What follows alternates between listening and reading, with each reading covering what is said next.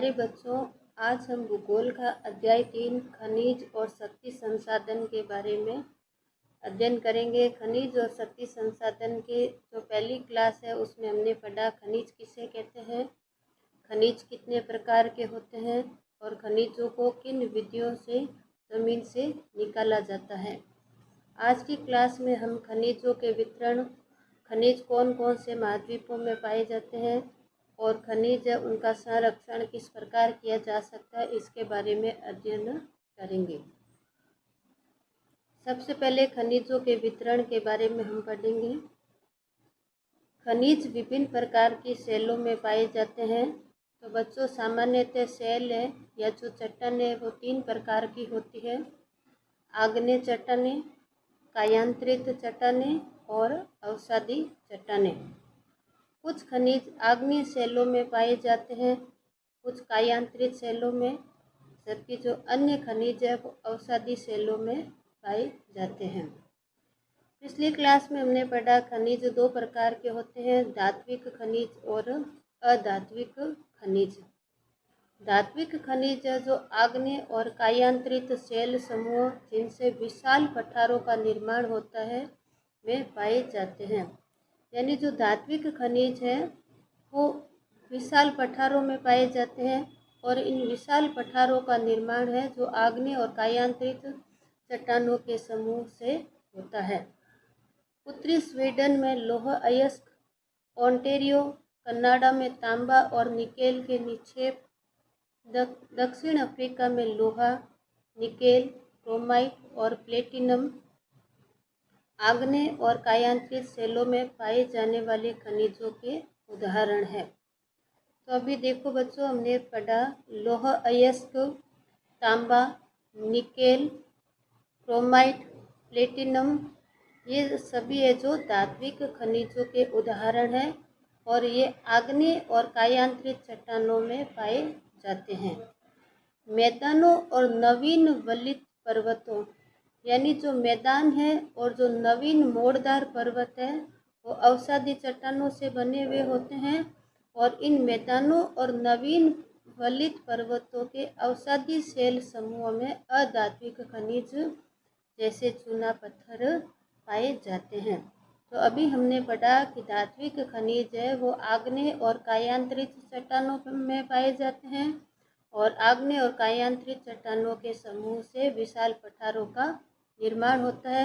यानी जो धात्विक खनिज है वो विशाल पठारों में पाए जाते हैं, जबकि अधात्विक खनिज है वो मैदानों और नवीन वलित पर्वतों में जो पाई जाने वाली अवसादी चट्टानें हैं वहाँ से प्राप्त होते हैं। फ्रांस के काकेशस प्रदेश के चूना पत्थर निक्षेप, जॉर्जिया और यूक्रेन के मैग्नीज निक्षेप और अल्जीरिया के फास्फेट स्तर इसके कुछ उदाहरण हैं। यानी अधात्विक खनिज है वो चूना पत्थर, मैग्नीज, फास्फेट है वो अधात्विक खनिजों के उदाहरण हैं। इसके अलावा खनिज ईंधन जैसे कोयला और पेट्रोलियम भी अवसादी स्तर में पाए जाते हैं। खनिज ईंधन यानी ऐसे खनिज जिनसे हमें ऊर्जा प्राप्त होती है। तो ये जो खनिज है कोयला और पेट्रोलियम वो अवसादी चट्टानों में पाए जाते हैं, इसलिए कोयला और पेट्रोलियम है वो भी क्या है, अधात्विक खनिज है।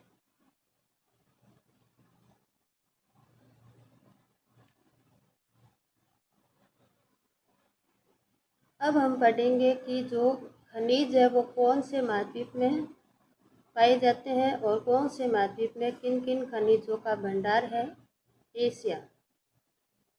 एशिया महाद्वीप के चीन और भारत के पास विशाल लौह अयस्क निक्षेप हैं। यानी एशिया महाद्वीप के चीन और भारत के पास विशाल मात्रा में लौह अयस्क के भंडार हैं। यह महाद्वीप विश्व का आधे से अधिक टिन उत्पादन करता है। तो विश्व में जो टिन है उसका आधे से अधिक टिन का उत्पादन है वो एशिया महाद्वीप में होता है। चीन, मलेशिया, इंडोनेशिया विश्व के अग्रणी टिन उत्पादकों में हैं। यानी एशिया महाद्वीप के जो देश है चीन, मलेशिया और इंडोनेशिया वो विश्व में टिन उत्पादन करने वाले अग्रणी देश हैं। चीन सीसा, एंटीमनी और टंगस्टन के उत्पादन में भी अग्रणी है। एशिया में मैग्नीज, बॉक्साइट, निकेल, जस्ता और तांबा के भी निक्षेप हैं। यानी एशिया महाद्वीप में पाए जाने वाले जो खनिज है उनमें देखो लौह अयस्क, मैग्नीज, बॉक्साइट, निकेल, जस्ता और तांबा है, वो एशिया महाद्वीप में पाए जाने वाले खनिज है। स्विट्जरलैंड एक ऐसा देश है जहाँ पर कोई भी ज्ञात खनिज के निक्षेप या किसी भी प्रकार के ज्ञात खनिजों के भंडार नहीं है। यूरोप विश्व में लौह अयस्क का अग्रणी उत्पादक है। यानी विश्व में लौह अयस्क का उत्पादन करने में जो अग्रणी महाद्वीप है वो यूरोप है। रूस, यूक्रेन, स्वीडन और फ्रांस लौह अयस्क के विशाल निक्षेप वाले देश हैं। तो यूरोपीय महाद्वीप के जो देश है रूस, यूक्रेन, स्वीडन और फ्रांस है, वो लौह अयस्क के विशाल भंडार वाले देश हैं।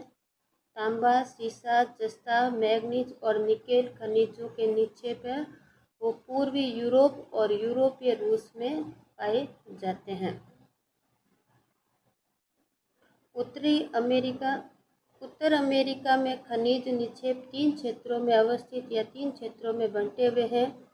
ग्रेट लेक के उत्तर में कनाडियन शील्ड प्रदेश, दूसरा अप्लेशियन प्रदेश और तीसरा क्षेत्र है पश्चिम की पर्वत श्रृंखला। यानी उत्तरी अमेरिका महाद्वीप में खनिजों के जो भंडार हैं वो 3 क्षेत्रों में बंटे हुए हैं। पहला है कनाडियन शील्ड प्रदेश, दूसरा है अप्लेशियन प्रदेश और तीसरा है पश्चिम की पर्वत श्रृंखलाएं, जिसमें लौह अयस्क, निकेल, सोना, यूरेनियम और तांबा का खनन है। जो कनाडियन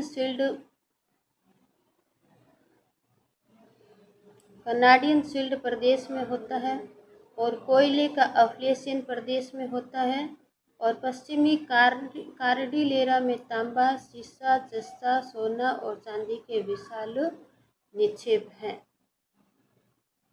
दक्षिण अमेरिका, ब्राजील विश्व में उच्च कोटि के लौह अयस्क का सबसे बड़ा उत्पादक है। बच्चों अभी हमने पढ़ा कि यूरोप है वो विश्व में लौह अयस्क का अग्रणी उत्पादक है, जबकि विश्व में उच्च कोटि के लौह अयस्क के जो भंडार है वो दक्षिणी अमेरिका के ब्राज़ील देश में है। चिली और पेरू तांबे के अग्रणी उत्पादक हैं।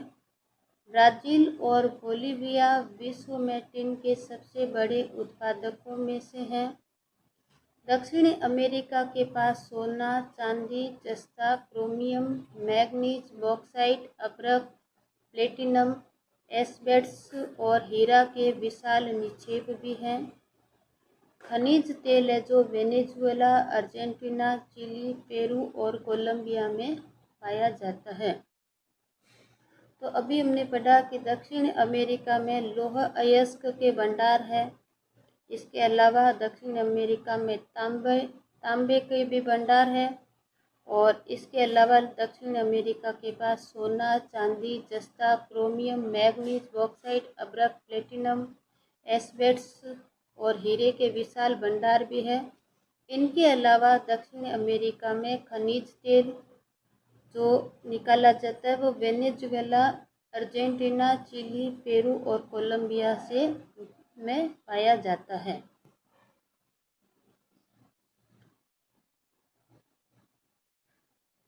हरा हीरा एक दुर्लभतम हीरा है। यानी हीरे का जो एक रंग है हरा, जो कि दुर्लभतम हीरा आसानी से प्राप्त नहीं होने वाला है। विश्व की प्राचीनतम जो चट्टानें या सेले हैं वो पश्चिमी ऑस्ट्रेलिया में है और वे 430 करोड़ वर्ष पूर्व की बनी हुई है। 430 करोड़ वर्ष पहले बनी हुई है, जो कि पृथ्वी के निर्माण के मात्र 30 करोड़ वर्ष के बाद की बनी हुई है। यानी विश्व की जो प्राचीनतम चट्टान है वो कहाँ पर है? पश्चिमी ऑस्ट्रेलिया में है और वो कितने वर्ष पूर्व बनी हुई है? 430 करोड़ वर्ष पूर्व की। अब हम पढ़ेंगे अफ्रीका महाद्वीप के बारे में। अफ्रीका खनिज संसाधनों में धनी है, यानी खनिजों के भंडार में अफ्रीका है वो संपन्न है। अफ्रीका में हीरा, सोना और प्लेटिनम का विश्व में सबसे बड़ा उत्पादन होता है। दक्षिण अफ्रीका, जिम्बाब्वे और जायरे विश्व के सोने का एक बड़ा भाग उत्पादित करते हैं। तो विश्व में सोने का जो बड़ा भाग है, उत्पादित करने वाला जो भाग है वो दक्षिण अफ्रीका, जिम्बाब्वे और जायरे की खानें हैं। तांबा, लोहा अयस्क, क्रोमियम, यूरेनियम, कोबाल्ट और बॉक्साइट दक्षिणी अफ्रीका में पाए जाने वाले अन्य खनिज हैं। तेल नाइजीरिया, लीबिया और अंगोला में पाया जाता है। अभी हमने बच्चों पढ़ा कि जो खनिज तेल है वो दक्षिण अमेरिका के वेनेजुएला, अर्जेंटीना, चिली, पेरू और कोलंबिया में पाया जाता है, जबकि अफ्रीका महाद्वीप में खनिज तेल है वो नाइजीरिया, लीबिया और अंगोला में पाया जाता है। ऑस्ट्रेलिया विश्व में बॉक्साइट का सबसे बड़ा उत्पादक है। तो बॉक्साइट जो अयस्क है उससे एल्यूमिनियम का निर्माण होता है, और बॉक्साइट का सबसे बड़ा उत्पादक जो महाद्वीप है ऑस्ट्रेलिया महाद्वीप है। यह सोना, हीरा, लौह अयस्क, टिन और निकेल का अग्रणी उत्पादक है। यह तांबा, सीसा, जस्ता और मैग्नीज में भी संपन्न है। पश्चिम ऑस्ट्रेलिया के कालगुरली और कूलगारडी क्षेत्रों में सोने के सबसे बड़े निक्षेप या भंडार है। तो ऑस्ट्रेलिया विश्व में बॉक्साइट का सबसे बड़ा उत्पादक है। इसके अलावा पश्चिमी ऑस्ट्रेलिया के कालगुरली और कूलगारडी क्षेत्रों में सोने के सबसे बड़े भंडार है। अंटार्कटिका। पहली क्लास में हमने पढ़ा कि जो खनिज है उनका वितरण सभी स्थान पर समान रूप से नहीं है। अंटार्कटिका और आर्कटिक क्षेत्र में खनिज है उनको आसानी से प्राप्त नहीं किया जा सकता है। अब हम अंटार्कटिका में खनिज भंडार के बारे में अध्ययन करेंगे। विभिन्न खनिज निक्षेपों पूर्वानुमान से कुछ संभवतः विशाल के लिए अंटार्कटिका का भूविज्ञान पर्याप्त रूप से सुप्रसिद्ध है।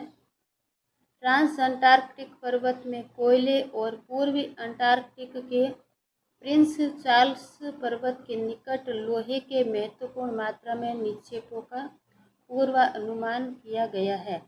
यानी अंटार्कटिका महाद्वीप में कोयले के और लोह के जो अयस्क है उनके निक्षेप है और जिनका पूर्व में अनुमान किया गया है।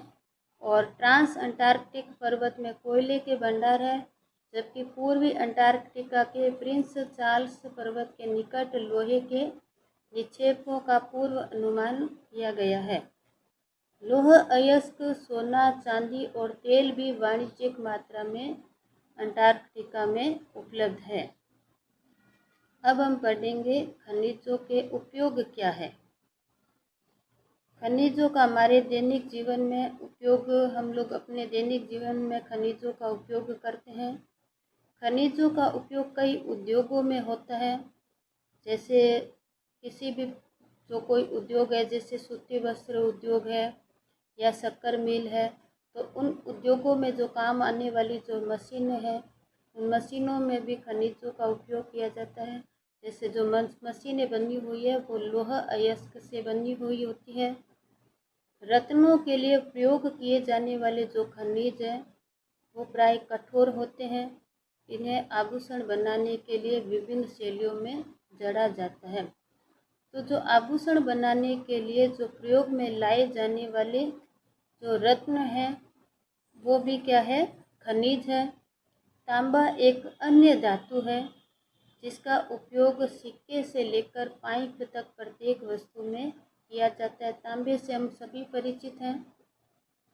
प्राचीन काल के जो सिक्के हैं वो तांबे से बने हुए होते हैं। तो तांबे का उपयोग है वो एक सिक्के से लेकर पाइप तक की प्रत्येक वस्तु में किया जाता है।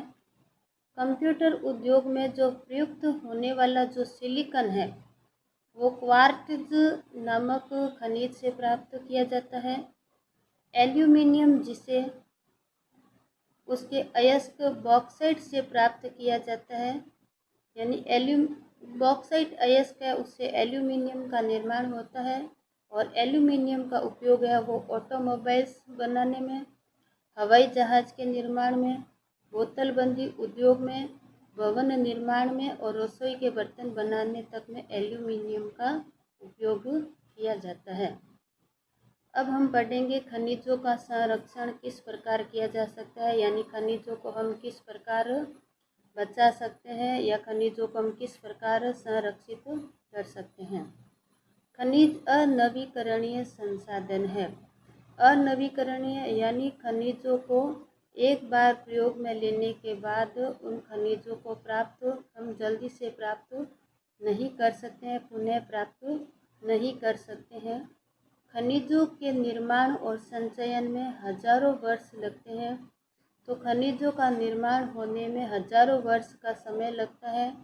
इसलिए खनिज क्या है? अनवीकरणीय संसाधन है।